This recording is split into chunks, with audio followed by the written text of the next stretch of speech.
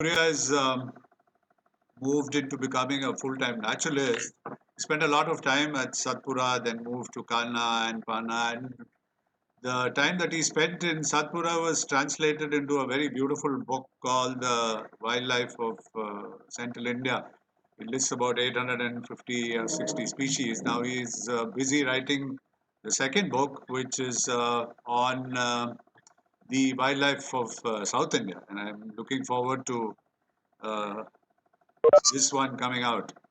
So, the usual request, kindly switch off your video, turn off your mics, and all questions to be written into the chat box. So, I will now request Surya to get started. Yeah. Yeah, Thank Surya. you so much, Vijay sir. It's a very sweet introduction. Uh, I'll just like to reiterate to everyone, just please turn off your video and mute the audio, not for anything else. Disturbance is one thing, but the main thing is I'm living in Masnagudi, so my bandwidth is not great. And Vijay sir, if you ever see any problem with my internet, just come out of mute and tell me so that I can know. Otherwise, I wouldn't know what there's something's wrong at my end.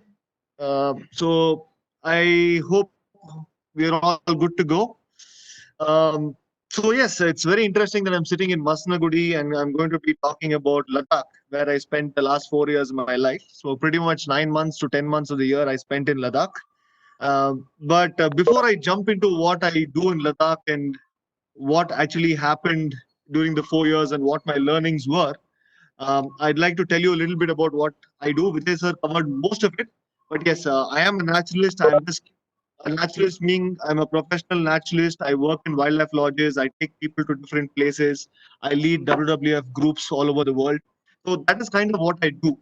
But personally, my curiosities lie with microhabitats and smaller things that make up what we call a habitat. I mean, the bigger things, of course, is apparent to the world for the world to see. But my interests lie in all the small things that make it interesting and make the difference in calling it a unique habitat. So that is what my pursuit has always been. I've traveled a lot for that.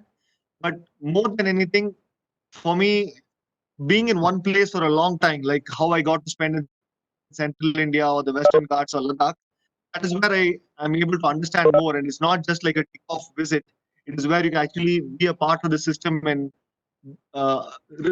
reason for yourself why things are the way they are. So, like I said, I was an engineer at the start, so I'm not a scientist, I'm not a biologist. So, my knowledge is all what I hear, what I read, what I listen, and what I've seen for myself. In fact, till I was 21, I never lived in a wild place. I always lived in Chennai, and pictures like this were like a huge thing for me, where I set up a camera trap and there's a leopard walking, and then I'm walking before it, and things like that were really exciting for me at the start. And that is, I was an amateur who didn't know birds, butterflies, anything, but I had to learn, and I've enjoyed it ever since. So if there are any mistakes in what I'm saying, please do feel free to correct me at the end. So amongst all the habitats I've explored, I like forests the most. So I love the Western Ghats. I love parts of Namdapha in the Northeast. I enjoy forests. I like the fact that there is always something to see. There's always something happening. There's always, if even if you take a 200-meter walk, you'll see a lot happening. So this is the kind of habitat I enjoy. You know, where you have like ceropegias, you have shield tails, tarantulas, ground orchids, dragonflies, butterflies, beetles. That is what I like because, and that is where I spend my monsoons. Simply because it is just so much to learn on a daily basis. And my time in Central India was interesting. It was my beginning years where I had to learn everything. I had a good bunch of people with me, working with me, and also my mentor I met over there, Hashim Taibji, and I had David Raju and Varun Devaraj and Rishi and a couple of people who are one of the best naturalists in the country, at least in the sector of wilderness guiding. And I was lucky to be with all those people and just learn on a daily basis. So Central India, of course, when my time in Kanha was more about showing these cats to people, I really enjoyed it, but that was definitely not my scene. I did try like the process of tracking tigers, but the whole idea of just running behind them and obsessing with them was not something I truly enjoyed. So I did 2 years of Ghana after 5 years of Satpura. And then when I was looking for something interesting, my mentor and boss called me and told me, uh, would you like to work in Ladakh with snow leopards? So suddenly, I was shifted from the mainland of India to this land, this brown piece where I put the red marker on top. I was shifted here to the land beyond the Himalayas, and that's Ladakh. And I've never been to Ladakh. I have no idea what a cold desert is. And I was just thrown into the mists and asked to figure things out.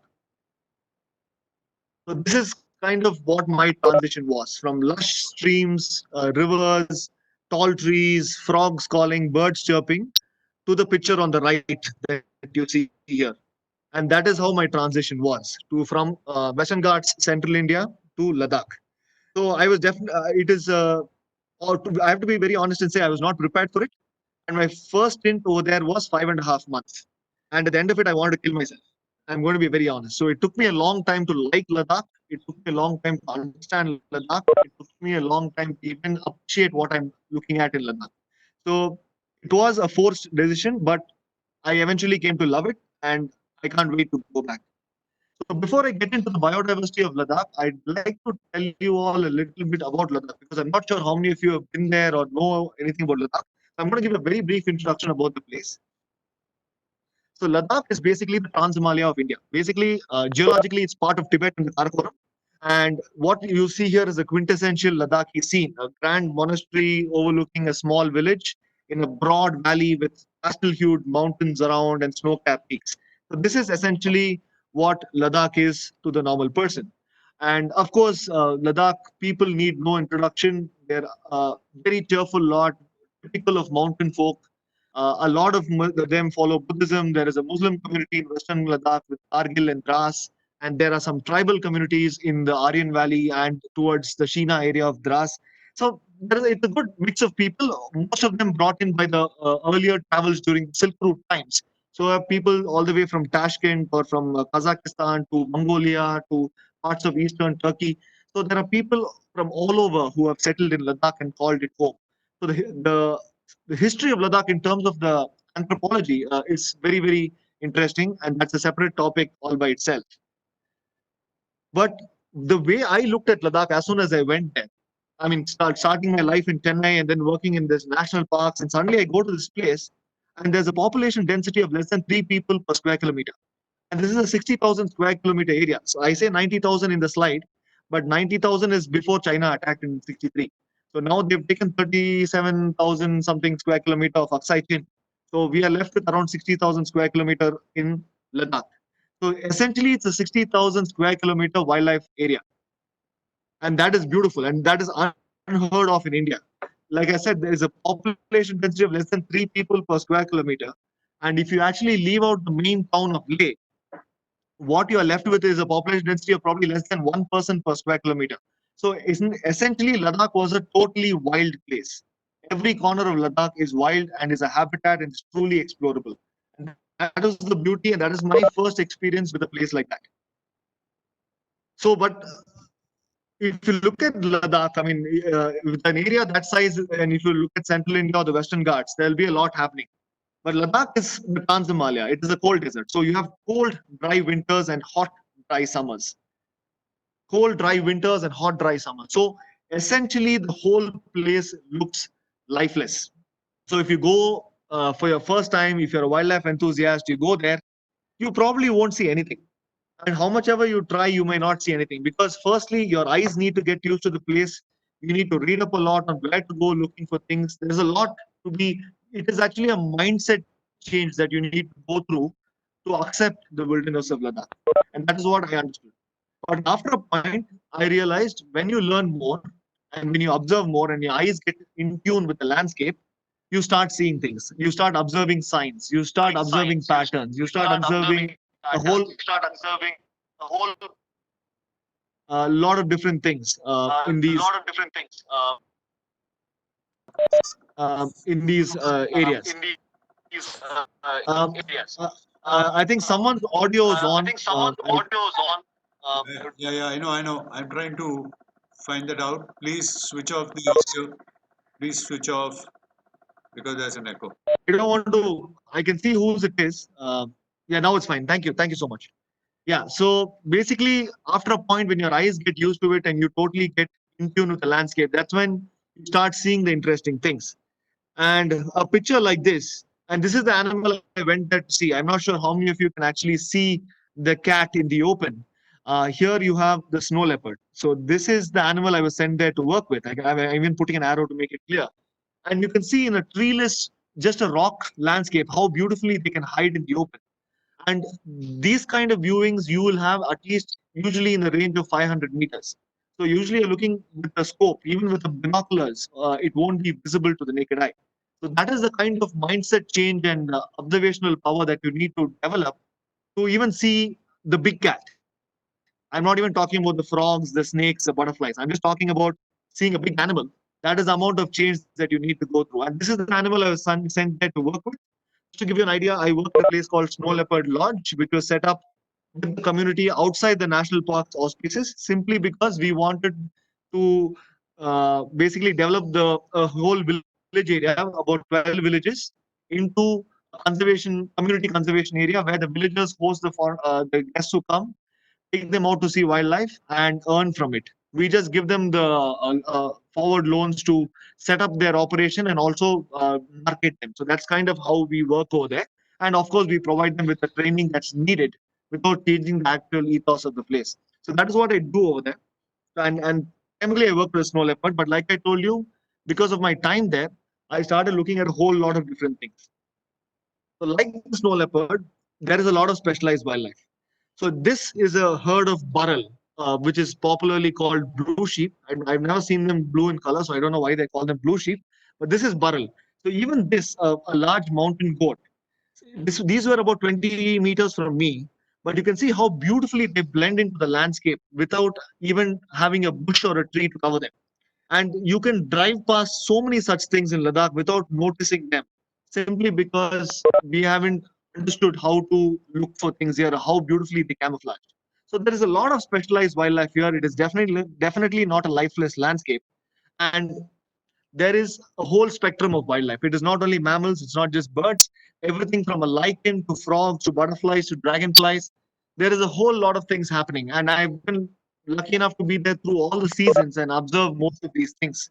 And that has been very interesting. For example, I will talk about the Apollo later, but it is probably one of the most interesting butterflies I've come across anywhere. And in Ladakh, especially, it forms a very interesting habitat niche. So I'd like to talk about that later. This is the red-spotted Apollo butterfly.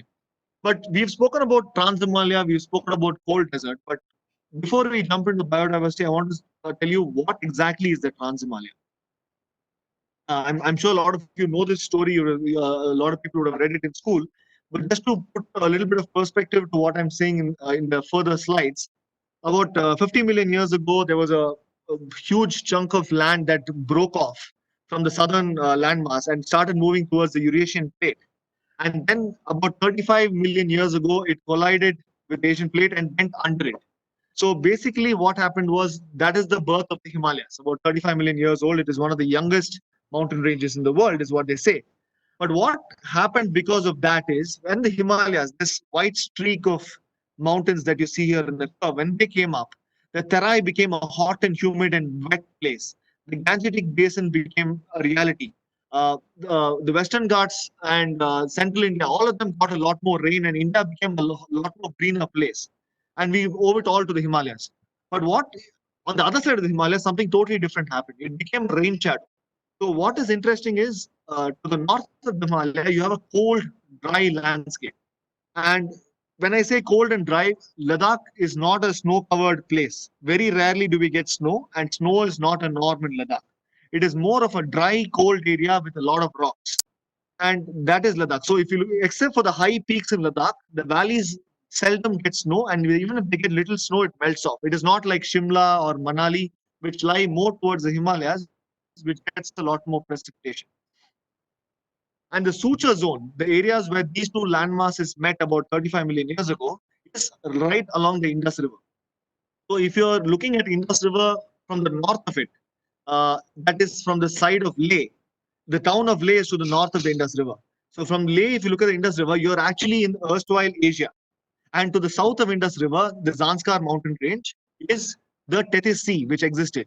And then further south of the Tethys Sea is where the Indian plate actually starts. So geologically, Ladakh has a part of the sea, it has a part of the Asian plate, which is granite, and then it has a part of the Indian plate, which is mostly sandstone. So that is how geologically interesting it is. And what is very interesting about geology in Ladakh is you can see all of this happening in front of you visibly. It is not like hidden under 1,000 trees or hidden under layers and layers of mud. Everything is visible for the world to see. It is, if you just read up a bit and go to the right places, you can see all these processes happening in front of you.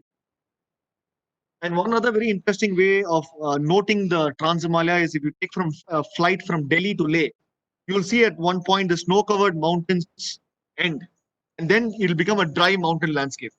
That is, you can roughly say the Trans Himalaya. So it's a 1 hour flight, so roughly 40 minutes into the flight, you'll see that the white snow-capped peaks stop, especially in the summer months, and then the whole thing becomes a dry landscape. So you can see this is all Trans Himalaya, and this is all the Himalayas. That's how distinct it is.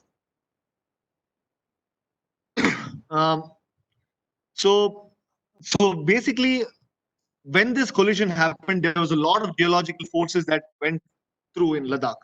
So it is not a uniform habitat when you talk about Ladakh. So not if everyone's perception is Ladakh will have broad valleys and mountains. No, the geological pressures of this collision created a numerous set of habitats. It created a plateau, it created high jagged cliffs, it created marshes, it created saline lakes, it created scrub jungle, it created sand dunes.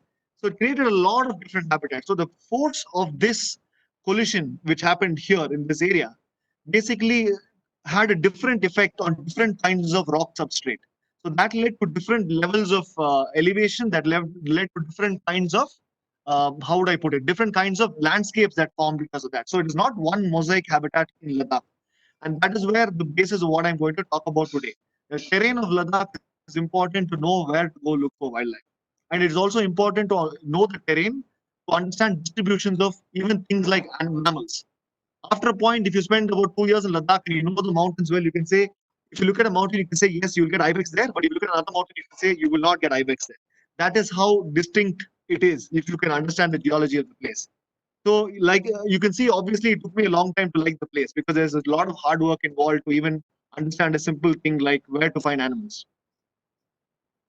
So, arbitrarily, out of my own observations, I've divided Ladakh into 5 distinct habitats. So, this is not an official split. It is only something which I've done to simplify your understanding of what I'm saying. So, first one is obviously the mountains. For a person who's seen the Himalayas and a person who's not seen Ladakh, I'd like to say that there is no comparison between how the mountains look in Ladakh and how the mountains look in the Himalayas or anywhere else in the world. For example, this photo here, all of this is granite. This is the Asian plate, and this is the Trans Himalaya. And they're overlooking the Himalayas over there. And you can see the difference in the shape of the mountains and how they actually form as a rock substrate. So the mountains in Ladakh is a very unique place, and it is home to this beautiful animal. How much ever I say I like to look at small things, every time I see a snow leopard, I've seen them over 100 times now.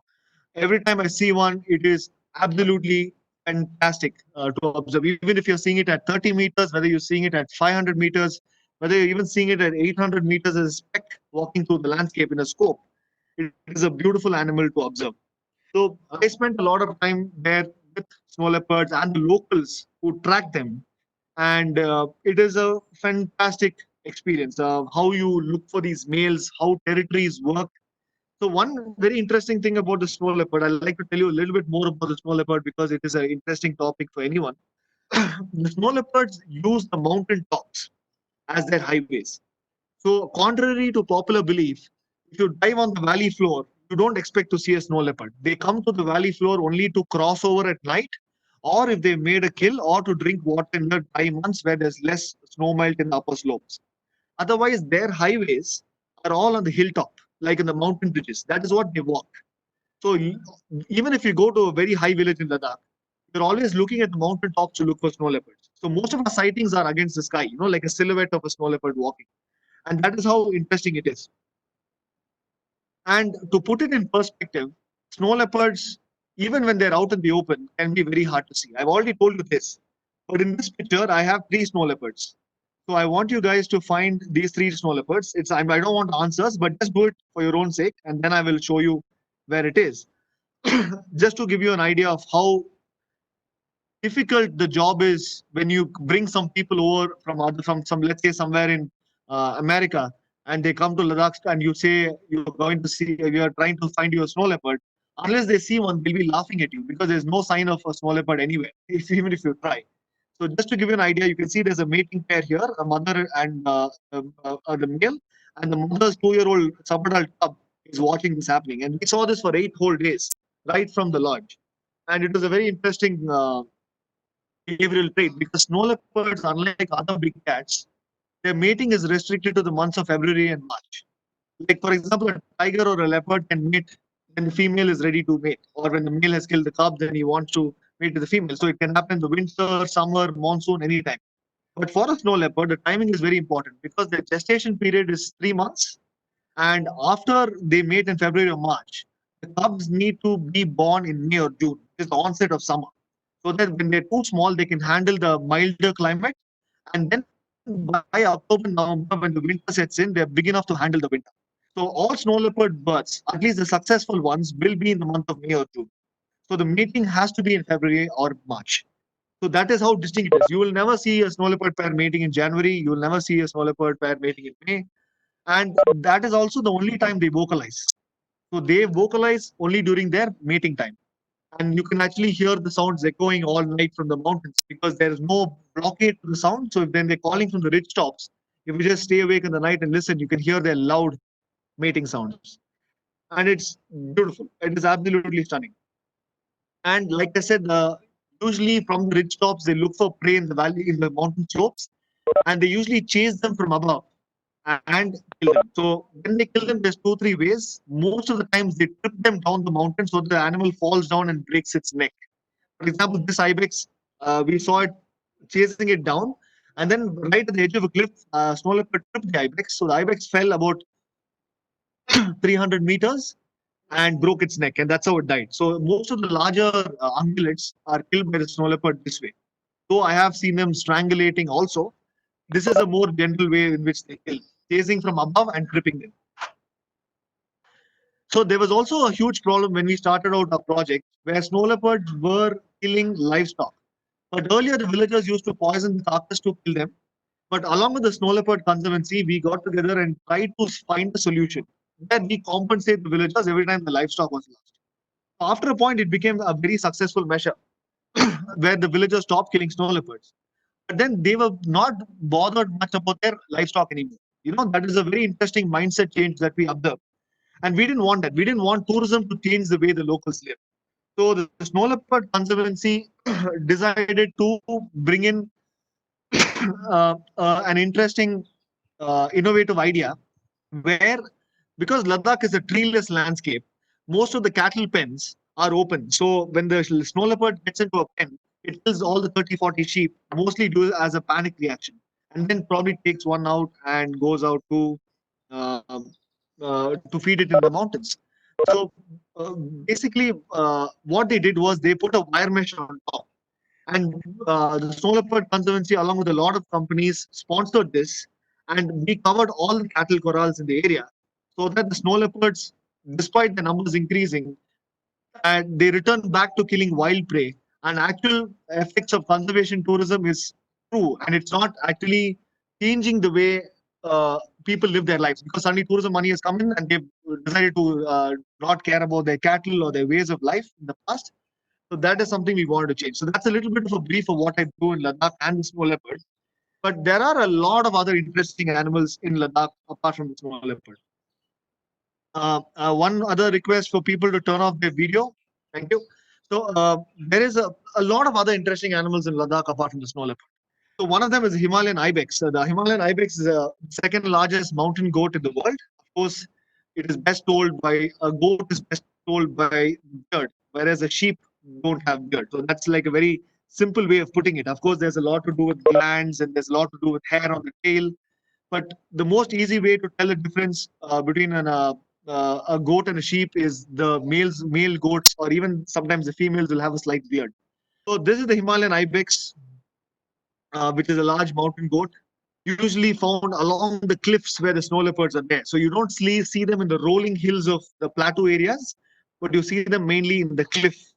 And their large rubber soles of the hooves of their feet make it very interesting for them to make it very easy for them to move around with ease. For example, you can see that this animal is a very short-legged animal. So there's a low center of gravity. So there's a lot more balance when they're on a hilltop or when they're climbing or running down a mountain slope. And they are probably the most interesting animals to observe simply because of their pattern of using the mountain slopes, of their pattern of rutting in the month of November, December, and also how different age groups or different sizes of ibex handle mountain slopes differently. Like probably the young will be the most agile, whereas the heavier, bulkier males will find it harder to navigate the more how do I put it, the more precipitous slopes. So there is a it's very interesting how the young ones can go to certain places where the adults don't. And usually, except for the snow leopard, they get away from all other predators of the region, like wolves or uh, lynx or foxes, simply by using the cliffs as their escape route. We've spoken about the mountain goat. So there's another interesting animal in between goat and sheep. That is the burrell or the blue sheep. So when I say it's interestingly between a sheep and a goat, the Latin name of a burrell is pseudo-ovis, which means a pseudo-ovis or a pseudo sheep. So it actually has features of both a goat and a sheep. And this animal, unlike the rest of the sheep species which prefer the rolling hills of Ladakh, it prefers the steep mountain cliffs like the ibex does. So it is a very interesting cross between a ibex and the other wild sheep species of Ladakh.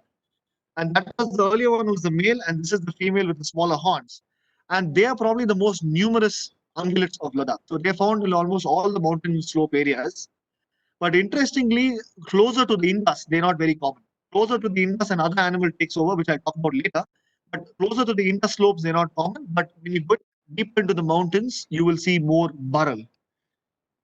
Whenever you have so many predators, whenever you have steep cliffs, whenever you have thermal currents, you're bound to have a lot of raptors. So these three are the three main resident large raptors of Ladakh.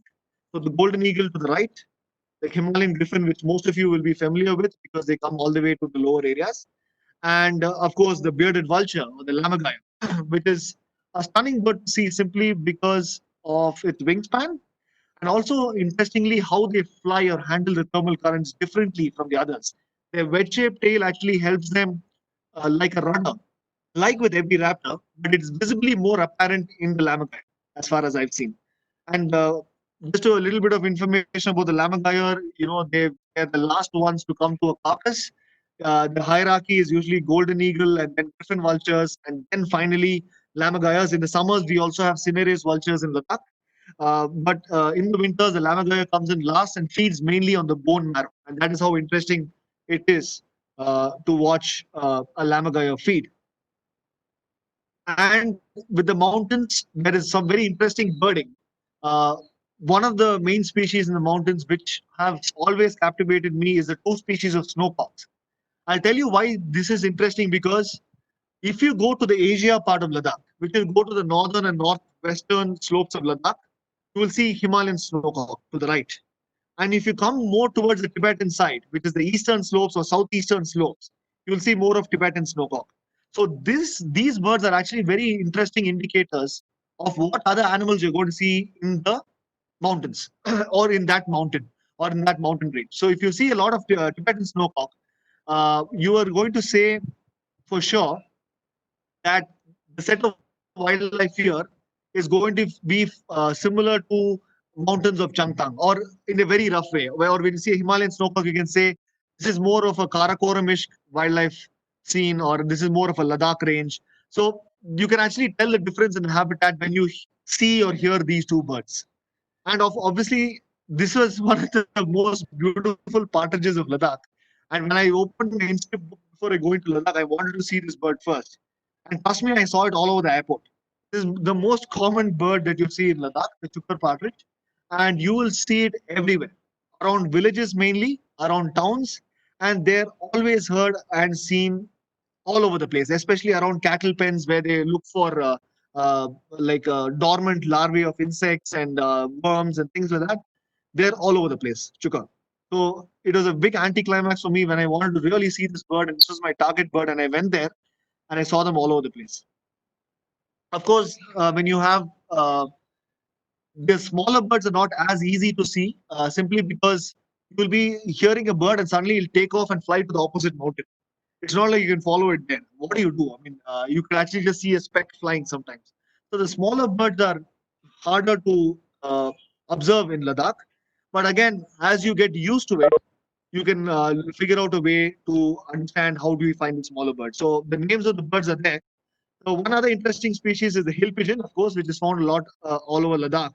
But you also have a lot of introduced common pigeons. So the best way to tell the difference is, of course, the white band of the tail. The hill pigeon is also a paler bird. The main difference is the white band of the tail, which the common pigeon doesn't have. And of course, you have specialist birds in the mountains like the rackcenters, you have hornlarks, you have mountain finches, snow finches. There's a lot of activity happening in the mountains which are restricted to the mountains. And that's what's interesting about the mountain habitat of Ladakh. So, like in any place, there is obviously animals which are harder to see or the lesser mammals of the region.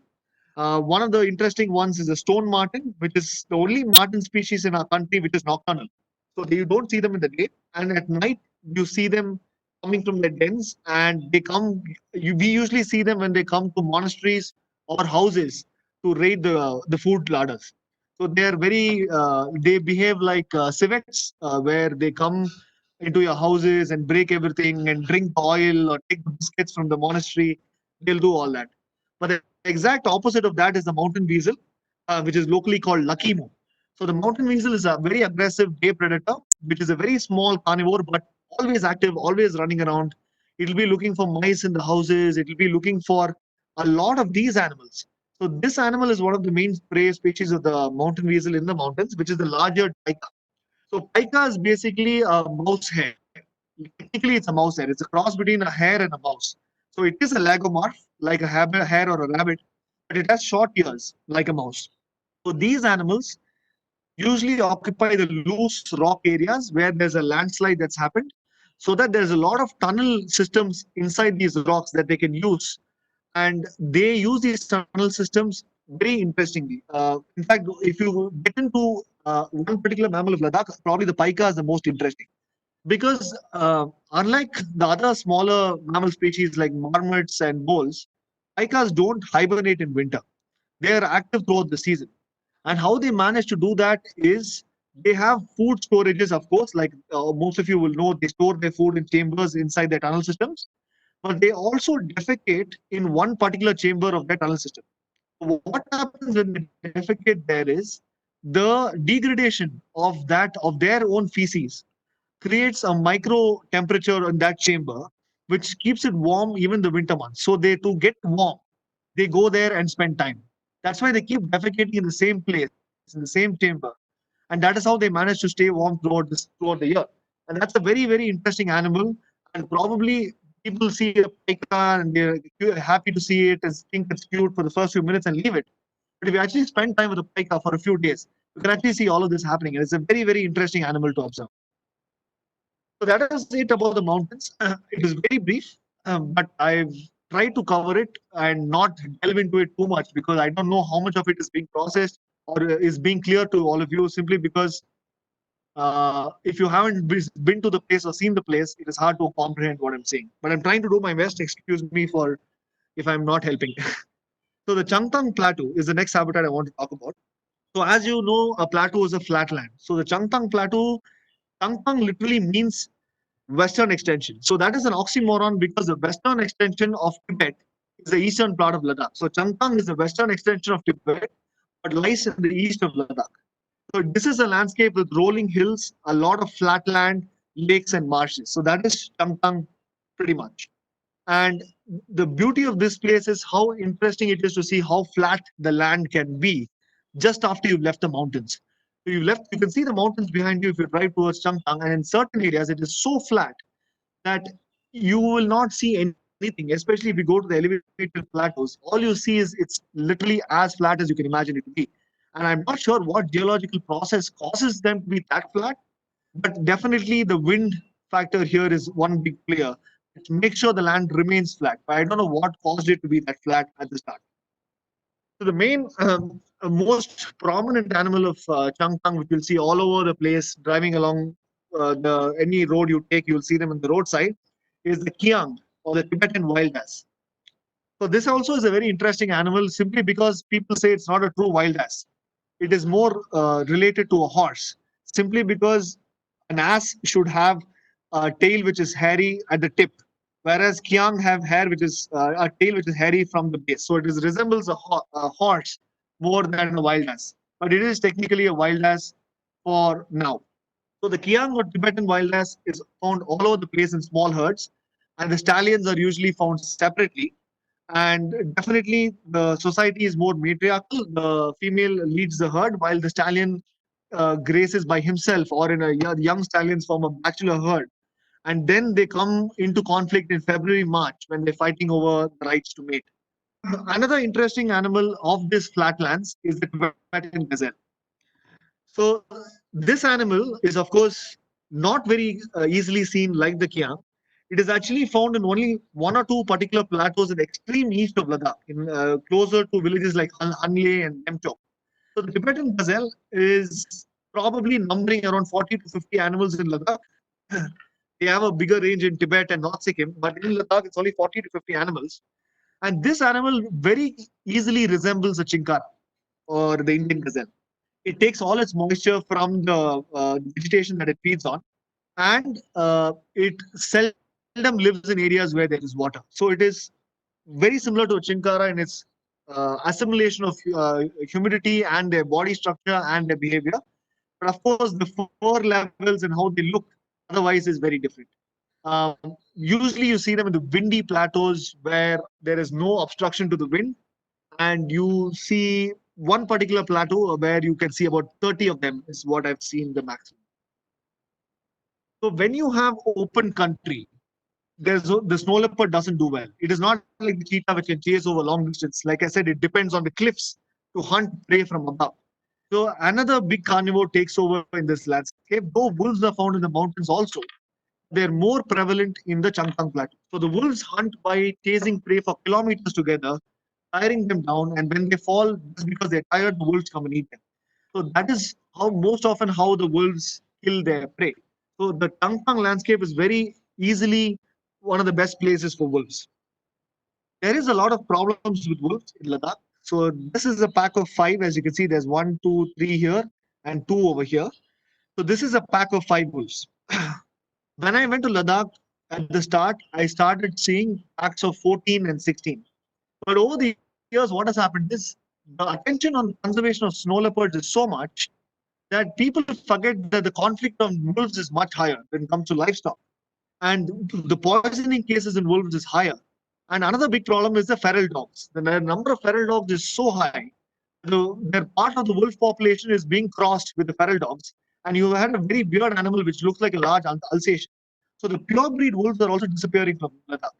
And because of these army camps all over the place and the civilians living a better life and tourism and the waste disposal not being right, the number of dogs has increased like tenfold. Like when I did the survey with SLC, we counted almost 8,000 dogs just in the city of Leh. And outside, there are dogs all over the place, even in the most remote areas. So the wolves and dogs are actually getting together and forming this very weird crossbreed. And that is affecting the wild gene pool of the wolves. Of course, this is one of the most widespread small carnivores in the world with over 55 different subspecies. So in the Himalayas, it's called the Himalayan red fox. Again, found all over the place, but easier seen in the Changtang area simply because they're always foraging for food and in the open landscape. In the mountains, they're harder to see except when you know that there is a kill somewhere, or if you're looking around in the night around the villages, you will see them. This partridge is a very interesting member of the Changtang landscape. So it's not just Changtang, it's found in a lot of areas. But what is interesting about this bird is you don't see them in the summers. It's very hard to see them in the summers, and you see them only in the peak winter months because they breed above 5,000 meters. This is a very distinct altitude migrant inside Ladakh, within Ladakh, the Tibetan Path Ridge, and it is actually found above 5,000 meters, which is very high. Uh, uh, and when in the winter months, they come into some of these steep valleys which don't get much sunlight, and they come as low as, you can say, 4,200 meters, and that is where as low as what they come. Whereas the Himalayan snowcock or a Chukor partridge or a Tibetan snowcock, you can find even at 3,500 meters. But these guys are so specific that they don't come below 4,200 meters. And when they breed in the summer months, you will not see them in the lower altitudes. You'll actually see them only above 5,000 meters. Of course, this kind of a unique landscape is going to have a lot of unique adaptations. So the Hume's ground picker is one of them. And the obvious adaptation is the very unique bill shape of the Hume's ground picker. The bill for this bird is large. It's like a long-billed thrush, you can say, in its behavior. But it hops on the ground and keeps flipping large rocks when it's looking for insects or beetles or dormant larvae. And I'm one interesting thing about this bird is we don't see them in Ladakh in the winter months. I've seen them only in the summer, but according to all the literature I've read, it's a resident bird. So it is probably migrating to other parts of Tibet, or it is migrating locally in Ladakh. But where it actually goes, I don't know. And in Changtang, there is a community called the Tangpa people who are the herders of the Pashmina. So they're a nomadic community. And when you follow them, you will see a lot of crows. So for a person from Chennai, a crow may not be as interesting a subject. But in Ladakh, we get things like jackdaws, carrion crow, northern raven, large-billed crow, and we also sometimes get the magpie. So not very common. So there is a lot of interesting things when you look for crows. So the carrion crow is best told by the lack of a ridge in its forehead, and the raven, of course, because of its larger size, it actually looks like as big as a small honey buzzard or something. It's a big bird. Whereas the large-billed crow will have the forehead ridge, and the jackdaw, of course, looks like very differently. So these birds also have their own hierarchy and have their own habitat niches. And the best way to see them is to follow the nomadic tribes who are moving around in the Ladakh area, in the Changtang area especially, and that is when you see the crow species. But one of my most favorite animals in the Changtang landscape, in this plateau landscape, is the largest wild sheep in the world, the Tibetan Argali. So the best way to tell the Argali is that it has the largest horns which curve twice. Whereas the barrel horns curve outwards, the barrel will come like this and curve outwards, whereas Argalis curves inwards and twice. And these animals are almost as big as a horse. And this is a adult male in the summer plumage. And the winter, they get a dark gray black coat in the middle. So it looks like someone's wearing a coat and a bib, and that is how amazing they look. And these animals are found only in select valleys in the Changtang area, and there are about 250, 300 animals in Ladakh. And what is interesting is these animals you seldom see in any other place. So their first record was, I think, in the 70s when someone recorded a population of Argali in the Changtang area, and suddenly they moved further inland to parts of the Zanskar range. But then they are breeding very well in the original habitat, which is Changtang, which is what we are talking about here. But then they're not breeding too well in the other areas they've diffused to. So their population and what they do and how they inhabit these rolling hills is actually a thing that people are still studying. And a lot of studies are happening in Ladakh on this animal.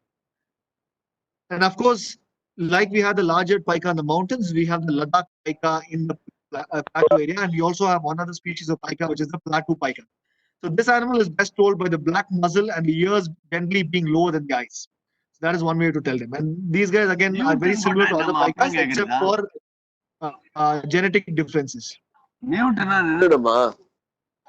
இது எதையோ தொட்ட நின்னு போச்சு, வந்துகிட்டு இருக்கு. இப்ப எப்படி original போறது? Sir, the mute button only press பண்ணிடுங்க.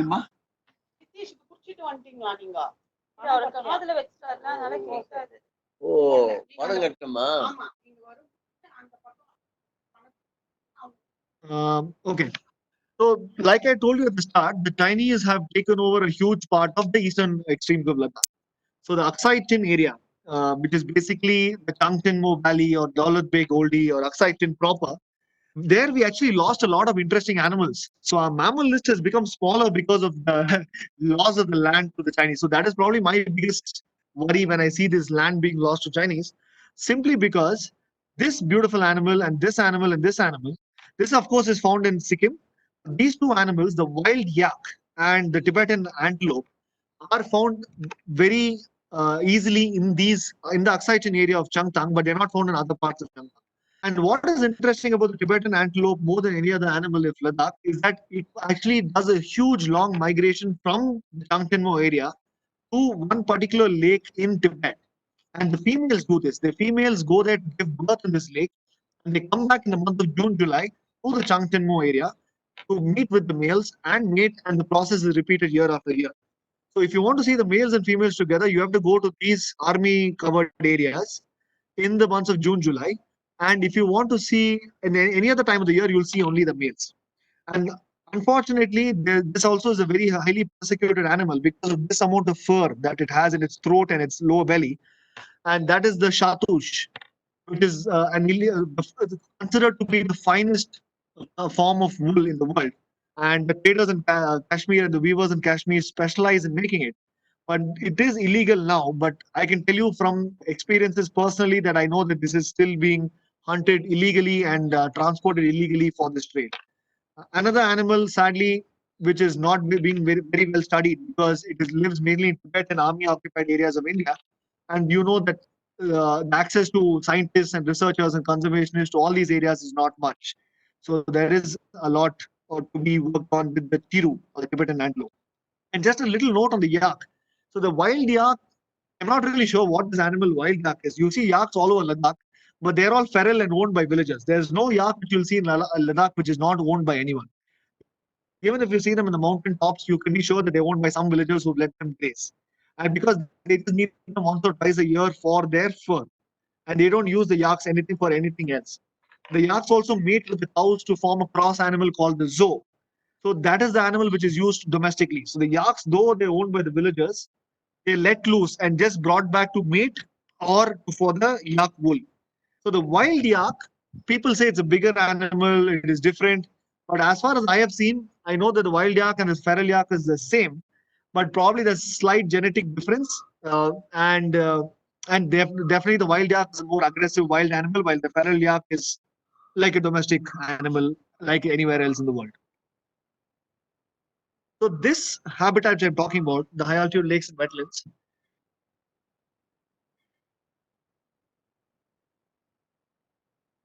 it is actually part of the Changtang. But I like to look at it as a separate habitat simply because of the amount of life that concentrates in these areas in the summer months. Of course, the black-neck crane people know about, but all of these things that you see in the back are bird nests, and all of these that you see around the lake are pastures. And you can see a kiang over here, and you will see probably, if it is a more clearer picture, you will see upland buzzards hunting voles over here. So the amount of life in these wetlands between the months of June or May and September is fantastic. So people just talk about the gulls in Pangong as birds of Ladakh as far as tourist pictures goes. But according to me, the black-neck cranes in these marshy parts of Ladakh are what are interesting. In fact, there's a very clear distinction. This is a large brackish water lake, and this is a brackish water marsh. So a large brackish water lake doesn't support much life, but a brackish water swamp uh, mixed with snow melt is where most of your action is. So these two are very distinct habitats, though they're in the same area, they are actually very distinct habitats. So some of the interesting birds that you see here, all of you are familiar with this. The black-necked crane, of course, is a summer migrant to Ladakh. It breeds around these high-altitude marshes and then migrates back eastwards. Some people say it goes all the way to Bhutan. Some people say it stops in parts of Tibet and Yunnan. I'm not sure, but I know they are not found in Ladakh after September. September is the last I've seen them, and usually you see them in the month of April coming in. So black-necked cranes, again, a bird which is heavily affected by the feral dogs. So the feral dogs, because the crane chicks can't fly for the first 3 months, they're easy to kill for the dogs. So the dogs actually hunt the chicks down. And last year, out of the 32 nests in Ladakh, 28 of them failed because of dogs. Only 4 nests were successful. So you can imagine if this pattern repeats year after year for 10 years, there will be no cranes returning back to Ladakh. That is how precarious the situation is because of feral dogs. And another interesting bird which I had a very different idea about before I went to Ladakh is the Bar-headed goose. So we are generally understand that the bar-headed goose flies over the high Himalayas and comes into India, flies over Mount Everest. And interestingly, there is the population in Ladakh also comes from India to breed, but they just use the low passes. So there is actually this population of bar-headed geese, you can say, is resident inside India, and they don't go to Central Asia to breed like the population which comes to, let's say, Assam or West Bengal, because those birds come from parts of Mongolia and China, where they cross higher peaks, or they may cross higher peaks of Nepal also. But the birds in Ladakh, I can be sure that they come from parts of the mainland India through the low passes, and they just come to the nearest wetland, which is Sokar or Pangong or Chomoriri, these lakes, and they breed over there. This bird, of course, is an endemic to Ladakh, Tibetan sandghost. Endemic to Ladakh, as in within the Indian region, it's endemic to Ladakh. There are recent records of them in Sela Pass in Arunachal and also in Spiti and somewhere in North Sikkim. But as far as I know, the best place to see them is Ladakh, and usually you see them around the brackish water swamps. And you generally don't see them in the early months of summer because they breed somewhere else. I only see them flying that time. But if you go around 9 o'clock or 10 o'clock in the morning to some parts of the lakes, you will see them all over the ground. In fact, you can walk and you'll see them flying everywhere. It's like seeing chestnut-bellied sanggrouse in Rajasthan or something. It's all over the place. Of course, when there's so many birds, a lot of birds nesting, there is carnivores. But my most interesting animal of that area is the Pallas's cat. So I've been lucky to see it 4 or 5 times. It is a very weird animal. In fact, my first sighting of the cat was this photo here, where I saw a hole and this white face looking at me. And then when it came out, it was just like a ball of fur with a tail. And the legs are so short that you can't even see it coming out of the fur. It's a very weird animal which lives in the rocky outcrops next to the marshes, simply because they come down to the marshes and hunt the birds which are nesting and also take the bolts. So I'll talk about bolts in a bit. But this animal is unique to these marshes which are above 4,500 meters. And I've not seen a Pallas's cat below this altitude till date. I don't think there's any records, but they're distributed a lot in Ladakh, but mainly in the Changtang area next to the high altitude marshes. So, like the Pallas's cat, when there are so many other nesting birds, there are other birds nesting here. The eagle owl, of course, always around marshes and open areas. Little owl, which is an interesting bird, which looks like a spotted owlet, but more streaked and spotted. Again, a diurnal-ish owl, a crepuscular owl, which is found all over these marshes. Upland buzzards, most common everywhere in the marshes, and Saker falcons. They are probably the top predator in this area. And they hunt, of course, most of the birds when they're in flight, like sand grouse and things like that. But the upland buzzard has a very interesting hunting technique where it just sits next to the bird nest or a hole of a rat or a mouse. And when they come out, it jumps on them and kills them. So to see upland buzzards, you just wait next to the marshes and they'll come sit there. Whereas the Saker falcon, you will have to keep scanning the sky. So that's how distinct the hunting behavior of these two raptors is over there. But for so much life to be there, of course, water is the main reason.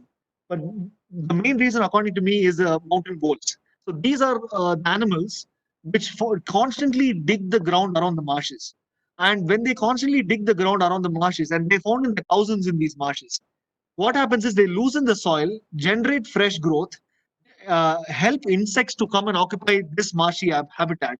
So they're actually loosening the soil and recycling the nutrients for making the land fertile enough for these birds to come and nest and also find food and grazing in. And at the same time, these voles form a major prey base for the carnivorous birds like the little owl or the Pallas's cat or the Saker falcon or the upland buzzard.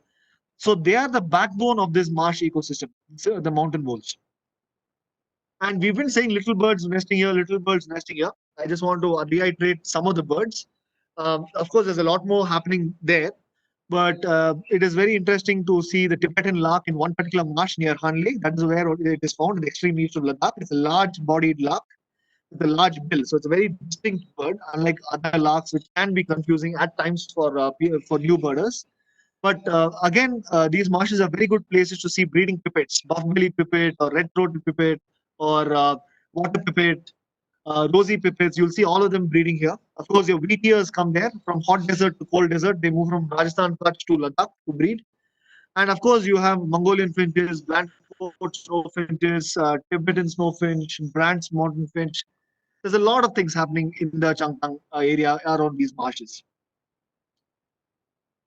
So we've spoken about different landscapes. So there is two river systems in Ladakh, the Indus River and the Shyok River, popularly known as the Indus Valley and the Gubba Valley. So these two valleys are the most developed valleys of Ladakh, simply because all the highways are through these valleys and the most of the development is there, and they are broad valleys, so a lot of people have settled there.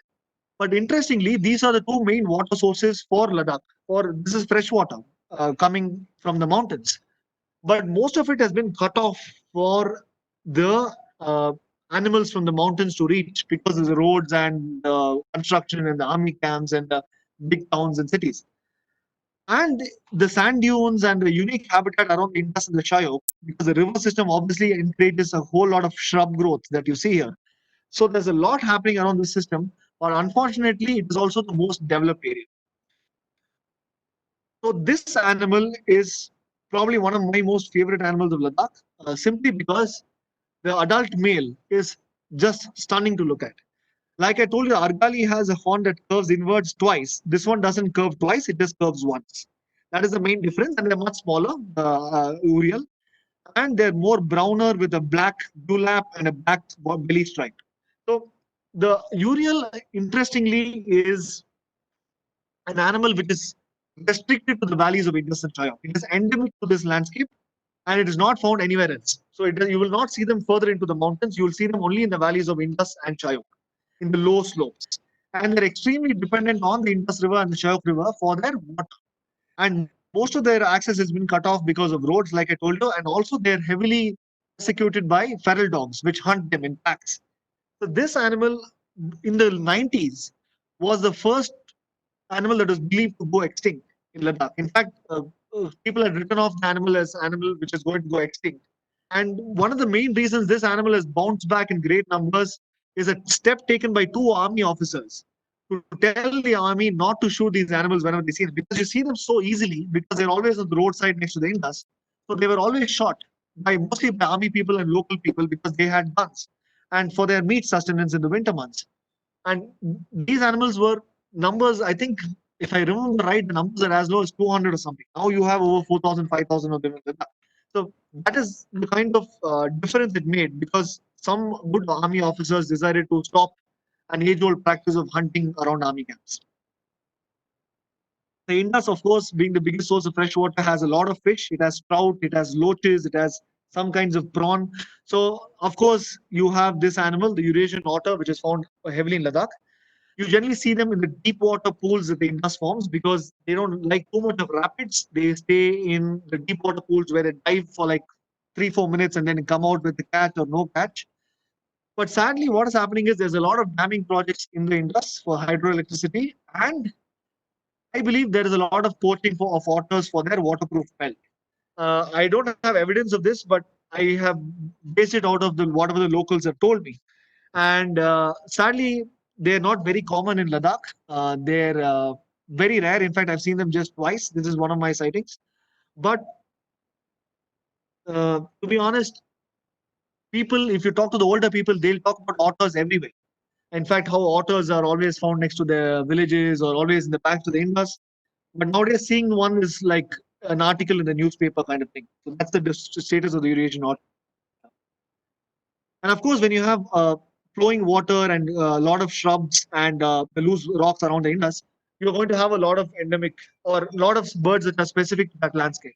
Of course, the goosander, which is the common merganser, that's the old name, is found in these running water. They're a kind of duck which prefers rapids. Mallards, of course, all over the place in Ladakh. A lot of bitterns, rails, crakes come there to breed. The ibisbill is very commonly found along the Indus in these pebble-like landscapes. And of course, the wall creeper. This other bird, I'm not sure, but what I've seen is the wall creeper is there in Ladakh throughout the year. So the population of the Trans Himalaya doesn't come down to places like Corbett or the other side of the Himalaya. So the species in the Himalaya come from the higher altitudes of Himalaya, come to the southern slopes of the Himalayas, whereas the Trans Himalayan species, I've seen wall creepers in Ladakh throughout the year and the same numbers. It's not the numbers drop. So what is interesting is contrary to what most of us think, that wall creepers migrate to lower slopes of the Himalayas or the foothill areas in the winter months. They do that, but not all populations do that. Another bird which comes to breed along the marshes or the oxbow lakes around the Indus is the solitary snipe. It is the highest high altitude breeding snipe, probably the highest breeding snipe in the world.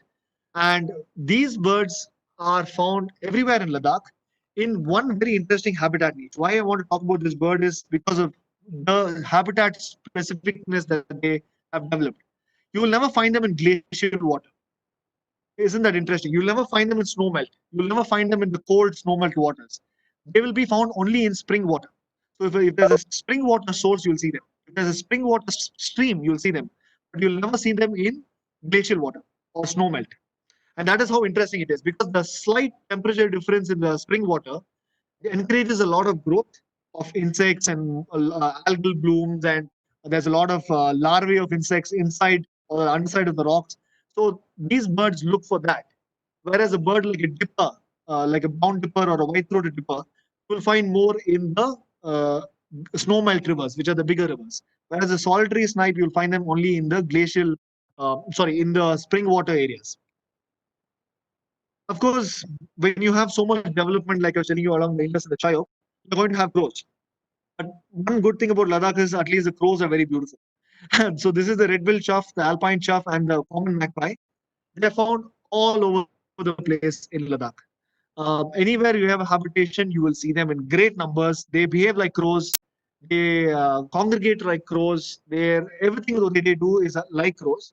But one interesting thing about the magpie is that the magpie, according to me, is the most interesting or biggest clue one can look for while looking for snow leopards, because they're always around food sources. So some of these birds, when they see a snow leopard, they follow them. Or if they see a snow leopard on a carcass, they go sit next to the carcass. So the magpie, if you see them in the mountains sitting on a rock away from a village, you can be sure that there's a snow leopard or a wolf there. And that is actually one of the ways in which I look for snow leopards. If I see a magpie on a mountain, I'll put my scope there and sit there through the day, simply because I know there's going to be a carnivore somewhere nearby. That's how interesting it is to see a magpie away from a village or a popular food source. And if you see them high up in the mountains, you can be sure that there's a snow leopard there. So, there's one interesting niche in the Shayok Valley. Because of how the mountains are shaped, the wind currents lift a lot of sand and deposit them in one particular area. So that has formed sand dunes. People have very seen popular pictures of sand dunes in Ladakh, Nubra Valley. That's what I'm talking about. But around these sand dunes, you also have a lot of scrub. And this habitat of desert scrub is not just found here, it is also found in some mountain areas. Like in the national park, it's found next to Gandhala and Kurutse area, or next to Warila. So the couple of areas where this specific shrub habitat is found. And this shrub habitat harbors a very interesting animal, which is the Eurasian lynx.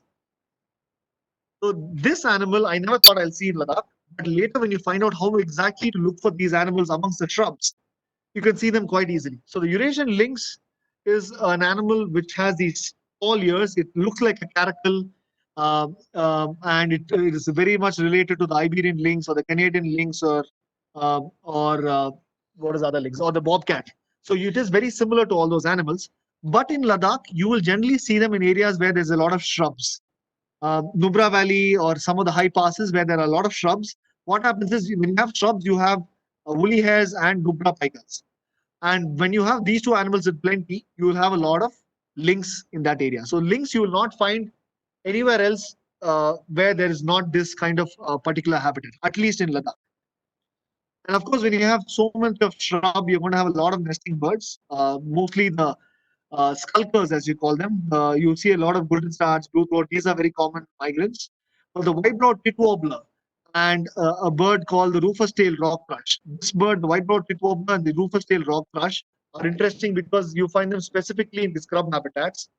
And the rufous-tailed rock thrush is a passage migrant. You see them only in June and September, where they fly from parts of northeastern Asia through Ladakh, through Surat in Gujarat, and then they go off to Africa, or they go to even parts of the Middle East and all those areas.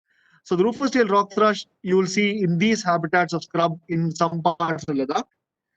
Otherwise, you see a lot of other birds, and this is also a good place to look for accipiter, like smaller hawks, like merlins or Eurasian sparrowhawk or short-eared owls. Things like birds like this, which are fast flyers, which need a lot of other birds to hunt, and that's what mostly the Eurasian sparrowhawks and merlins hunt. And they generally are seen around this habitat. Kestrels, all these birds are found around these shrub habitats. So we've kind of covered the 5 habitats which I've spoken about in Ladakh. There is one other uh, interesting thing about Ladakh. Unlike Chennai, where we have hot, hotter, hottest, Ladakh we have 4 seasons. So we actually have a summer, a spring, an autumn, and a winter. So this is spring in Ladakh. You can see there's a lot of flowering, especially if the winter snow is good. There's a better flowering. So if the winter snow is bad, then there's not much flowering. But if it's good, you will see thousands of flowers on the mountain slope. And one of the most distinct flowering events in the month of April, which is spring, is the apricot blossom. So the apricots bloom everywhere in Ladakh and looks like a picture out of Japan, which is what people know about. But blooms like this can cover valleys because people plant a lot of apricot there for commercial use. And though I don't know if it's native, it's more native to Pakistan and Dras area, but all over Ladakh, when you see this flowering event, especially after a very cold winter 4 or 5 months, it is like a beautiful sign that summer is on its way. And it's a beautiful thing to witness. There's no wildlife significance or anything to this. I'm simply talking about visual appeal, and it is just one of the most beautiful things I've seen. So when you have summer, you have a lot of things that wake up in the summer and which are not seen in the winters. At 13,000 feet, I have seen snakes. And this is an eastern cliff racer. I've seen a Himalayan pit viper there. I've also seen a rat snake, which probably came in with a wood pile which comes from the mainland. So, can you believe these snakes hibernate through the winter months in the tunnels and come out in the summers and feed mainly on these 2 agamas, the toad-headed agama and the Ladakh rock agama. These 2 lizards are found along the low pebble scree slopes, and the racer also hunts them over there. Whereas the pit viper is found more in the dense scrub habitat, which I told you about earlier. So it's quite interesting to know that there are reptiles over there. And we actually have frogs. These frogs, the Scutiger genus, which is the snow toad, I've seen them just once. But what is interesting is they actually hibernate inside the snow, where they form like an igloo inside the snow, which stays warm, and their body functions go to almost zero. And in the summers, once the snow melts, they come back to life. And that is how adaptations work in Ladakh. For example, even this mammal, the Himalayan marmot, it is found only in summer months. Someone asked me about the marmot earlier, but I didn't want to mention it there because it is not found in the winter months. It's a summer specialty because it migrates in the, sorry, it hibernates in the winter months. And what is interesting about the marmot is it is found all over Ladakh and they burrow almost 20 meters deep to stay warm. Their tunnels can be 20 meters deep and they give birth over there while in hibernation and they come out in the summer months with the young ones. And that is how marmots work. And of course, people are very familiar with marmots because they come to the roadside, tourists feed them and all of that. But they're also a very important food source for wolves and snow leopards in the winter months. So, in the summer months, when the ibex and urial and parrel disperse to the pastures, the marmot is one of the main food sources for the snow leopard. So the snow leopard in the summer months hangs around the pasture areas where the marmots are found. And of course, when you have so much flowering, you have a lot of butterflies. I've recorded 46, but the actual records say 148 species of butterflies in Ladakh. And of course, there's bumblebees, there's dragonflies, there's also one endemic dragonfly to Ladakh, which is Orthitrum martensi, which is found in Nubra Valley. So there's a lot of interesting things about butterflies and dragonflies there. But I would like to talk only about this butterfly, which is the Apollo. So the group of Apollos are considered to be the oldest living butterflies in the world. In the sense that they have retained their original form from before the ice ages. And how they have managed to do that is very interesting. The Apollos actually the caterpillars go underground and form their cocoons. So they're able to last out the winter months and come out in the summer as adults. And that is how they have survived the cold winters. So they have survived the last ice age also in a very similar way, where most of the other insect life died. The Apollos survived because they were able to go underground and stay stay dormant in their pupal stage. And what is interesting is after ice ages, which would have been about 5,000 or 4,000 years was the last ice age, the Apollos which came out, and they generally breed above 3,500, 4,000 meters. What happened is every mountain range suddenly had a new Apollo species. So if you go to Ladakh and go to different mountains, you will see different Apollo species.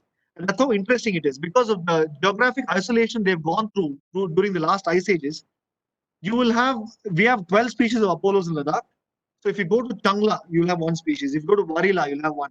If you go to the Ladakh range, you have one. If you go to Karakoram, you have one. If you go to Manali, you'll have one. If you go to Dras, you'll have one. If you go to Kargil, you have one. And if you have to Zanskar, you have one. So you have so many different species of Apollos in these high altitude pastures simply because they've all been geographically isolated during the last ice ages and they've just become different species in that time.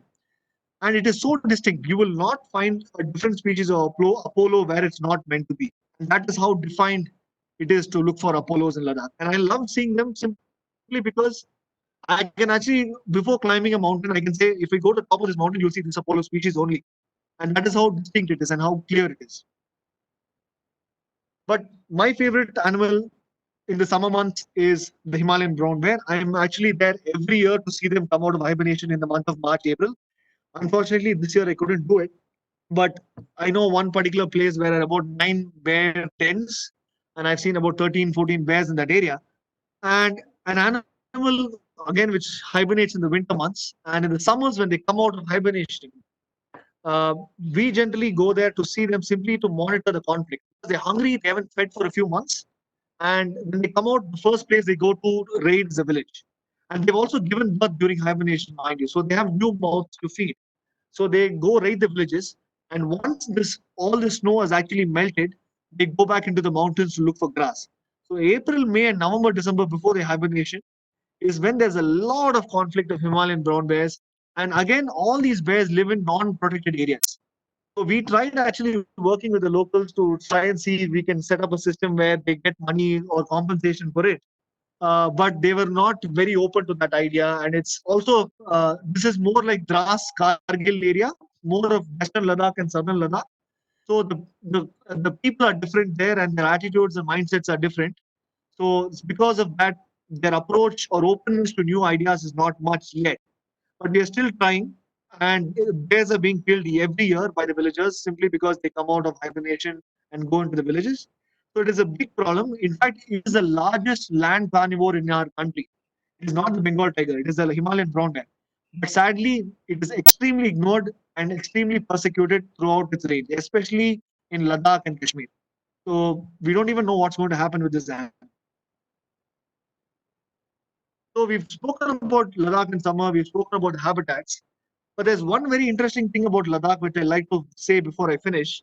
It is the geographic location of Ladakh as per where all of this Central Asia, Himalayas, Hindu Kush. So Ladakh is right between all this. Can you see Ladakh is located here, right between the Hindu Kush mountains, the Karakoram range, the Tibet, and the Himalayas. What has happened is Ladakh has all the animals which you found in all these ranges.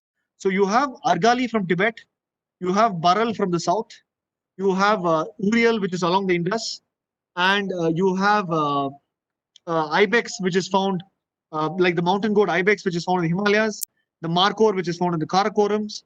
You have Cape hare from Persia, woolly hare from Himalayas and Tibet. You have the long-tailed marmot from Europe, which is found all the way till Spain, and it's found in the eastern parts of Ladakh, sorry, western parts of Ladakh, and in Himalayas and everywhere you get the Himalayan marmot. And like that, like the Tibetan snowcock, Himalayan snowcock, there is a whole mix-up of species.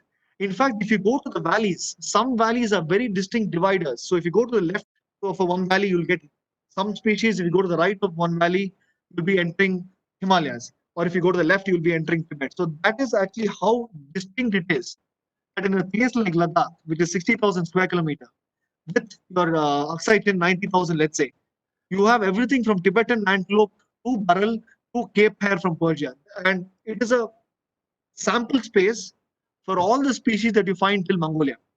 And that is how interesting it is. So if you go to some parts further west of Ladakh, you will not get Tibetan species. If you go some parts further east of Ladakh, you will not get Himalayan species or Hindu Kush species. So that is how interesting Ladakh is as a place to explore, because it is a mix up of so many different mountain ranges and valleys.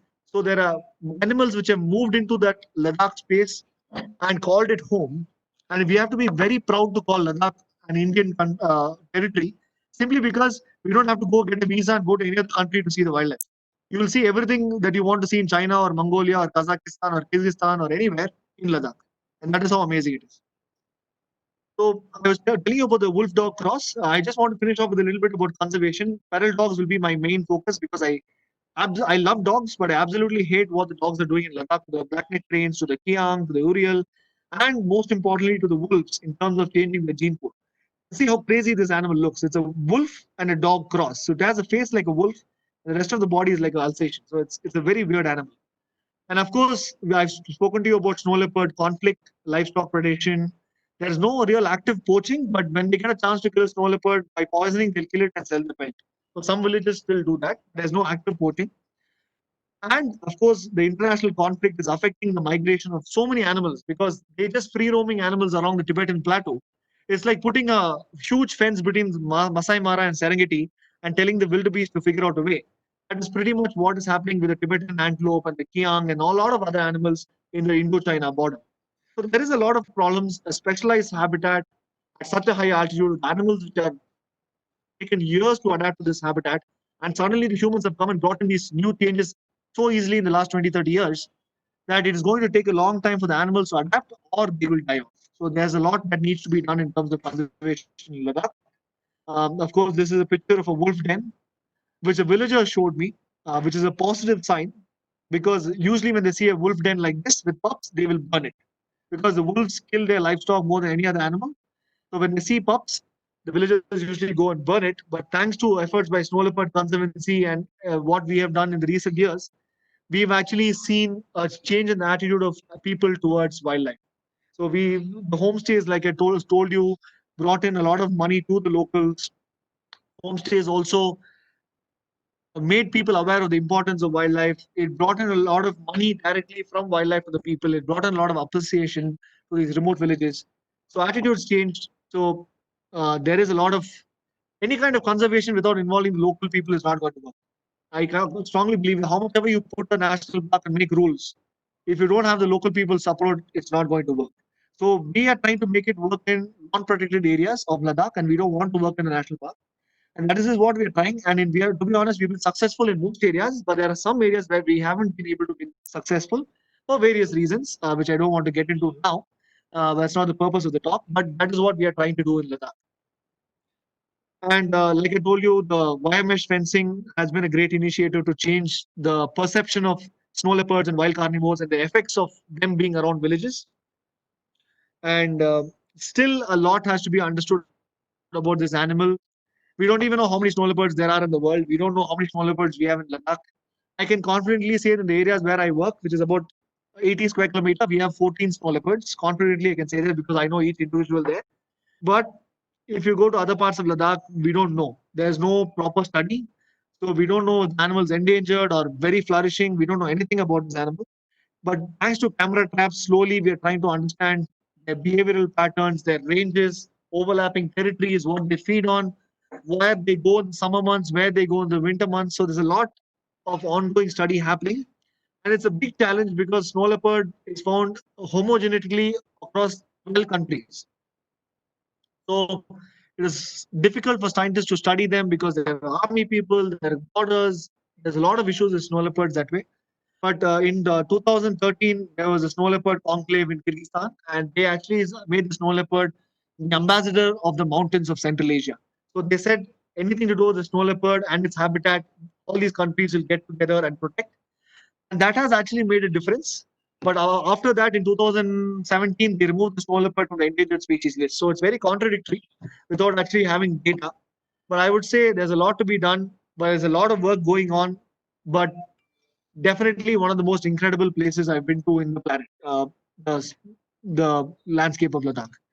And I'd like to thank MNS for giving me the opportunity to speak today about a place that I can't visit for a while now, though I call it home. And I hope all of you enjoyed the talk. Thank you. Yeah, thanks a lot,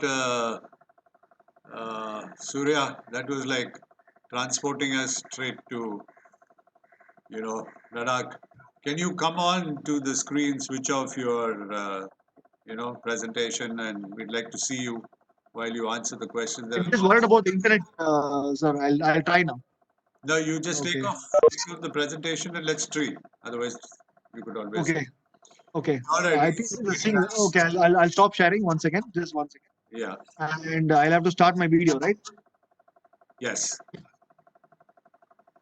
Yeah, that's me. And so, if do any of you have any questions? No. There are a whole host of them. So, Vijay sir, can you just read them out for me yeah, if that's okay? I will read them out one by one, and you can answer them as we go on. Yeah, I just wanted to state that it was fantastic. I mean, to know that one of us, one of MNS, is out there in the wild, not just looking at things, but also caring and trying to do your bit to conserve. Absolutely fantastic. Thank you very, very much on behalf of MNS. We'll now. Thank you, sir. Yeah, no. Okay, now we'll get to the questions. Very interesting. Now you have a whole host of them. While chasing the ibex, there's no danger of the snow leopard also tripping down the slopes, is it? Why would that be? Well, there is a danger. Every time they hunt, if they get into a sharp rock or even if they trip and fall, it is a big problem. So there is a lot of problem with regards to snow leopards. I have actually seen a snow leopard fall from a cliff while chasing a urial and break its spine and die. So, but naturally, because of their long tail and low center of gravity, because of their short legs, they're also adapted brilliantly to handle that chase. So they do very well. In fact, they're better adapted than the ibex, and they're faster. And how they actually come down the mountains is a sight to behold. But yes, there is always a risk, but it's definitely they are built for that. Their long tail acts like a rudder, and the short legs and the short muzzle. So there's a lot of heat disposal. In fact, allometry is one of the biggest problems for a lot of animals because they don't sweat. Yeah. So what happens is their long cylindrical tail, when they run, they heat up. So the long cylindrical tail actually makes it like a heat dispenser. That's why our dogs also wag their tail, no, to dispense off heat when they're excited. So it's the same thing. When the snow leopard runs, the long tail makes sure it acts like a rudder and it dispenses off heat so that they don't overtire and they can run down easily and faster. Oh, that's amazing. Now, how many cubs on an average does a female snow leopard produce after a single mating event? Well, on an average, it is 3, but they always give birth to 3 is what I believe. But I believe one always dies, and I've only seen snow leopards with 2 cubs. But recently, in Spiti, so there's been some records of snow leopards with 3 cubs, and in Mongolia, I've seen a picture of a snow leopard with 4 cubs. So definitely, like a tiger, they can have 2 to 4 or even more. I don't know, but on an average, 2 survive to adulthood simply because the finding prey and hunting for them and surviving the harsh conditions is so hard. Okay. The next question is actually asking your personal observations. What are the major threats or pressure to snow leopards, and what is the current status of its population? You've seen 14, Well, yeah, in the area you worked. Yeah, I know. You just said that no idea what the population is. Yeah, we don't know what the population is. The threats also we don't know. yeah. Okay. To be honest, there is actually no threats. Only if the snow leopard comes into a village, they used to kill them. But now that is also not happening. So I don't know what the threat is. From whatever I've seen snow leopards throughout Ladakh and they seem to be doing well. But if you don't do an in-depth 10-year-long scientific study, you're not going to have an answer to this. So I can tell you all is fine based on my observations, but I don't know the actual scene. And also, I don't know what the situation of snow leopards is in China or Mongolia, where active hunting is still practiced, or even Pakistan. So I don't know the situation in other parts of the world, but in Ladakh, it is a good situation. And it's probably one of the most ideal situations for a person to go and observe a snow leopard or study them, simply because the people are also very friendly with the wildlife over there. All right. Okay. And the next one is, do the locals eat baral, chukar, the sheep? Yeah, yeah, of course. So a lot of locals used to eat, but they're mostly Buddhists, so they're not allowed to kill. So if they find a dead animal, they can collect the meat. It's a very interesting fine line where they don't kill. but they eat meat if they find a dead animal. So including the yak and goat and sheep, they will never kill. If a wolf or a snow leopard has killed it, they will go retrieve the carcass and cut it up and dry the meat. So they do that. But if you go towards Western Ladakh, towards Tikkan, Kargil, Dras, there is a lot of active hunting of mainly ibex and markhor, and maybe there's also in parts of Dras you also have musk deer. So they hunt a lot of that over there, big for meat, because the population there is it's a very sensitive topic. But I'll just say the culture is mostly Muslim over there, so they for them hunting and consuming meat is a way of life. So towards Kargil and Dras, especially where the brown bears are found, there's a lot of hunting. Okay, I think we'll quickly go back to the snow leopard. How much does a male and female snow leopard possess in terms of territory, in terms of area? Do male and female territories overlap? Have you observed unrelated adult male leopard commit infanticide of a resident female? Yeah. So I'll tell you one very interesting instance. I set up a camera trap in one particular rock uh, to monitor snow leopards, because I know that rock is a place where they rub their cheek. That's how they mark their territory. So I put that camera trap there for 3 days, and then I retrieved it. I saw 7 different snow leopards, including a mother with cubs on that rock. So overlapping territories is very common in snow leopards.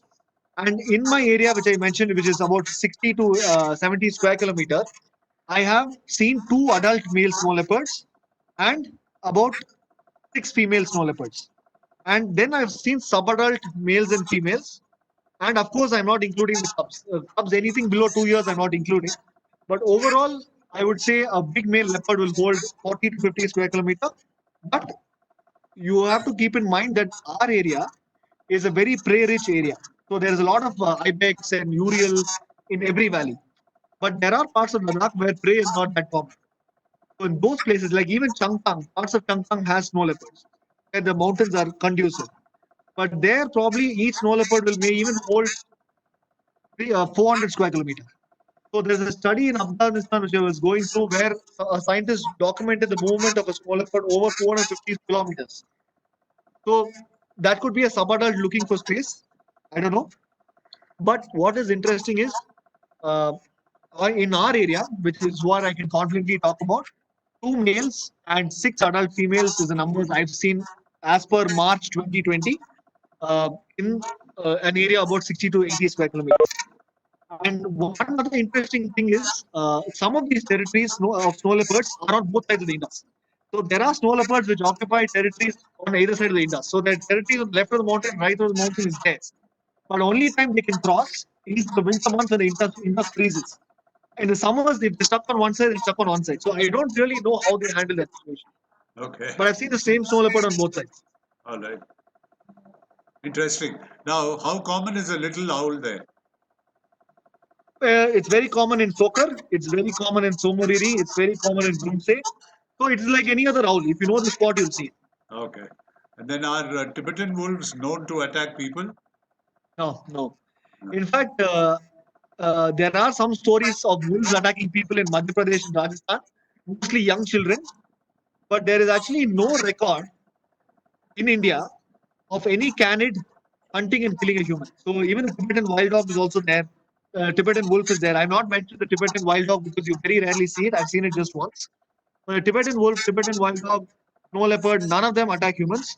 The only animal in Ladakh which regularly comes in contact with humans and attacks people is the brown bear.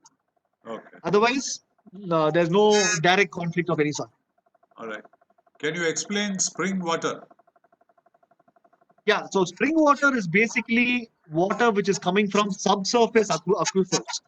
So these are water holding areas between the rocks, and most of these rocks are warmer than the surface. So this water is also warmer than the surface.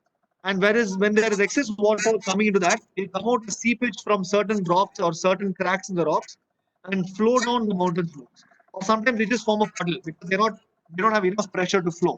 So that is the spring water. And opposite to that is snow melt. Snow melt is basically when the mountain has snow and it melts. That water is the freezing cold water which comes down the mountain has big streams. But spring water is this very subtle, warm, clear crystal. They actually call it chashma pani in Ladakh. Chashma means mirror, so it's called Chashma Pani. It's very clear. You can easily tell the difference if you see it visually. Okay. And is the Ladakh government taking steps to control the feral dogs population? No. No. I have to be honest and say no. It is a big problem, and there is a huge dog lovers lobby, which is fighting against doing anything to those dogs. And India, as usual, every big decision takes a lot of time. But Rajasthan is doing a very good thing with their dogs, where they have a very good municipal system of neutering dogs or castrating them. They do all of that very well in Jaipur and other cities where they also have dog problems. But Ladakh, unfortunately, no, no. Okay. What is the impact of global warming and climate change on these habitats and different species? Anything very notable that has happened? Um, Definitely, there is a change in the weather patterns in the last 10 years. The last 4 years itself, I've seen a huge change where I don't know about how it's affecting wildlife because it's still early years and we need to actually study the situation more to give a confident answer. But in terms of the crop cycle, Ladakhis are able to plant their crop only between May and September. They have to finish their planting of barley, wheat, potatoes, whatever they do, because they have fertile soil, but their weather conditions are conducive only during this time. But what is happening in recent years is the winter months are dry, and most of the snow is falling in April. So their crop cycle is getting affected, and also sometimes you're getting snowfall in July and August, which is unheard of in the past. So basically, the crop cycles are affected, and people's livelihoods into our agrarian that is being affected. But beyond that, with regards to wildlife, like I told you, a good snowfall in the winter will have a good floral diversity, which will obviously affect the butterflies and everything. But what I've seen in my first 4 years is the first year no snow in the winters, second year 6 feet of snow in the winters, third year a lot of snow in November and April and no snow in between. And this year we had constant snow throughout. So that is how different each year has been. So I can't give you a confident answer simply because I've seen four different things. Okay. Now tell us about the sea buckthorn. Oh yeah, Hippophae, sea buckthorn. Yes. The sea buckthorn is a very interesting shrub. Basically, the it's in Ladakh, it's popularly called layberry because there's a company called Layberry which makes a juice out of it, and they make it sell it in Tetra packs. There's a very interesting history of the layberry in Ladakh or the Hippophae or sea buckthorn. Basically, a lot of people believe, and there is some written records in Ladakh chronicles, which says that when Genghis Khan invaded India, he crossed through Ladakh's passes and he rested in some part of Ladakh and he ordered his generals to let his horses go free to graze. So the horses came back soon and they were rejuvenated and ready to go. And he sent his generals to find out what they're grazing on, and that's when he found the sea buckthorn, the orange colored berry, which is very rich in vitamins. And in terms of the global range of sea buckthorn, it is actually found in coastal dunes all over the world. So it's found in Ireland, it's found all over the northern latitudes in Russia. So the Hippophae species is actually more familiar there as a coastal shrub. But interestingly, because of the altitude of Ladakh, we are getting it all over in Ladakh, and people are using it mainly for their fencing because it's a very thick shrub. So they use it a lot to fence off their fields. Oh, okay. Very good. That's very interesting. Huh? I mean, to know that something that grows on the coast is there, right there on top. So, In fact, one of the guests only told me he was from Ireland. He said, "Hey, I get this in my backyard. I live by the one of those cliffs in Ireland." And I oh, was like, yeah. So then I read up more, and it is actually found all over. oh, that's very interesting. All right. And the Himalayan black and brown bears are there, no? In Ladakh also. I mean, So Himalayan brown bears are there in Ladakh in the Zanskar Mountains and Drass, but Himalayan black bear is found in the border areas only. It is more it's more of a Himalayan species than a trans-Himalayan species. So the black bear has some records in parts of Ladakh, like which are not in the core area of Trans-Himalaya. Like this boundary zone, you see them more, like parts of Zangla, parts of Lahore, parts of Kishtwar. Those areas you get black bears along with brown bears, but mostly it's brown bears only. 99.5% of the bears in Ladakh are brown bears. brown bears, okay. So, in your opinion, what would be the keystone species of the entire Ladakh amongst all the animals occupying, and how its or their survival and existence could be managed from the ever growing anthropogenic pressures? Yeah. Keystone. So keystone species, I will not give you one keystone species for the whole of Ladakh Yeah. Okay. because like I mentioned in the talk, I will distinguish Ladakh as 5 distinct habitats. Yeah. So Correct. each habitat, according to me, has one keystone species. So the mountains obviously is the snow leopard because it gets a lot of attention and funding, and people's attention is important to do any successful work. If I go to the mountains, they say the chukar partridge is the keystone species. Uh, People will not look back and talk about it. So the snow leopard numbers is a very good indicator for the mountains. The Indus Valley, I would put the Uriel because the Uriel is the most charismatic and the most visible species in the Indus Valley. And what happens is when you have such a visible species all over and suddenly it disappears, you can easily monitor the changes. Correct. But if you have a species which is not so easily seen, like let's say we take a eastern cliff racer as the Indus Valley keystone species, which is the snake, you're not really going to do, though it may have a lot more relevance, if you're not able to study it properly, it is going to have issues like that. So like that, each habitat will have one key. So Yeah. like Changpang, I'll put the wolves. If you go to a desert scrub, I'll probably say the desert hare or the Cape hare is a good indicator.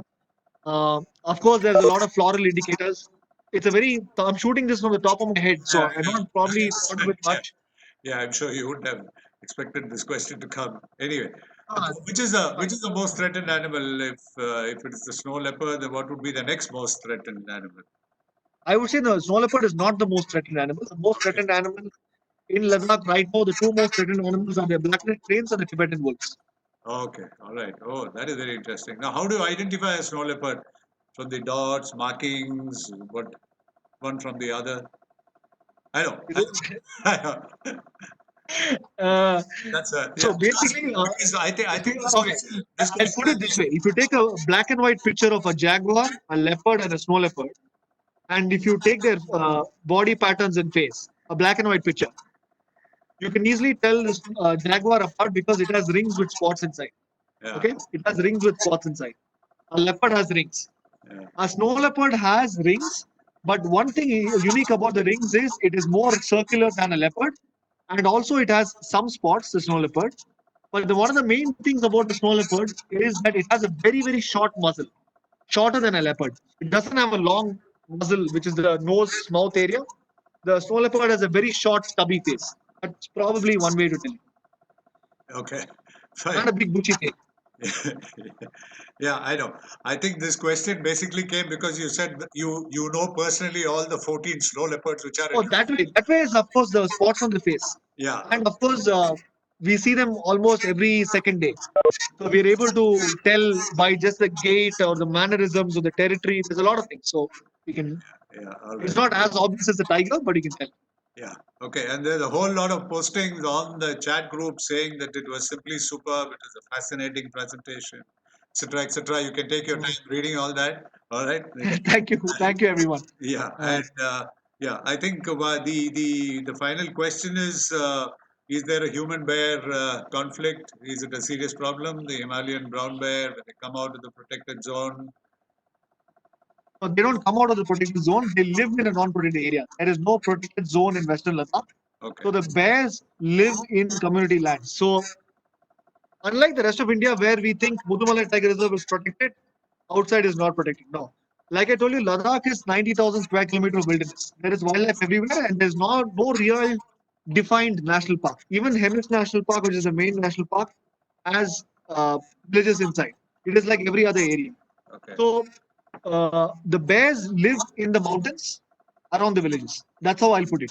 okay, And they will definitely come into the villages when they come out of hibernation because our villages are the main source of food. And sometimes they're so intelligent that they know that the pasturing is done only on the outside of the houses and inside the bricks are bare. So they'll put their hand in and remove the bricks from inside the house and just break open the plaster to go okay. to the shed. I've seen this happen in front of me, and it is incredibly smart how those animals are. And it is also very scary how big they are. So, for a person who comes across a bear raiding his house, or from the villager's point of view, though I am a wildlife lover, I feel I do a little bit of conservation. I will have to look at it from the villager's point of view and say, if there's a huge bear trying to break into the house, you're going to kill it. Correct. And there is no forest department. And the biggest problem of Ladakh is, if there is a person inside the mountains who's lost his livestock, for him to report it, it will take 3 days to come to the main city of Leh, to the forest department office.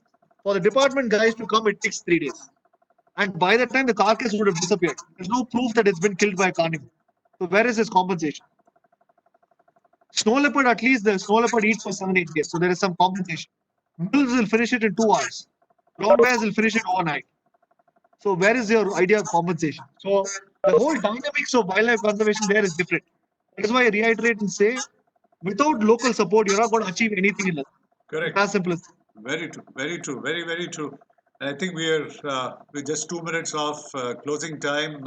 Surya, that was absolutely fascinating and fantastic. And I think I'm Thank you, sir. echoing everybody's perception and view when I say this. And I think everybody is looking towards having a trip along with you to Ladakh. Anytime. I'm always there. So just come up and call me. I know. So I think we would, yeah, what would be the best time to come to Ladakh? Well, according to me, as a good balance, the month of May is a nice time because you still have a winter snow and you have some floral bloom and you have some of the migrants coming in. So it's a nice time, but depends on what you want to see, to be honest. But May is a good balance. Yeah, April, May is a good time. And then how many in a group can come, because you have constrained on people staying in the homestay and all that. We have 12 rooms in Okay. 2 blocks, Okay. at least in the main lodge, and we have 5 rooms in another block Oh, in a that's different place entirely. that's a lot. So yeah, so that's kind of what it takes, and you have to come minimum for a week, if not more, because the first 2 days you lose in acclimatizing. You Correct. jump from 300 meters to 4,000 meters in 1 hour inside an insulated plane. So you need 2 days to acclimatize, and only after that you're even going up. So to get to the lodge, you get there only on the 3rd or 4th day. Yeah. So the first 2 days you'll be spending in a hotel in Leh. Yeah, I know. On- So we're so- looking at about 20 people or so comfortably. yeah, that shouldn't be an issue. Yeah. No issues. All right. In fact, I think some of the birders in Chennai have met Stanton, who's our main spotter. He came down to Chennai, and then I took him to Kabini and all those places to see some South Indian wildlife. He saw spotted deer and things like that for the first time. And he was shocked by the safari system because over there we just sit on the mountainside and scan and scan and scan. It seems more real. And suddenly you're waking up in the morning, getting into a jeep, and it's making a loud sound going through the forest, and animals are coming onto the road. You were shocked. So for us, it'll be the opposite when you go there. I know. I'm sure that will be a great experience too. So thank you very, very much again on behalf of MNS and everybody who is here and listen to your talk. And then looking forward to maybe, if not this year, maybe sometime next year. I think we'll try, and I'll be in touch with you, talk to you. Let's see if we can work out and see if we can Absolutely, sir. share in April and May. Yeah, you will be there, of No course. problem. Yeah. All right. Thank you so much. Okay. Surya. So you take good Thank you, care of everyone, for yourself. joining. Yeah. Thank you, sir. Bye. Bye. Yeah.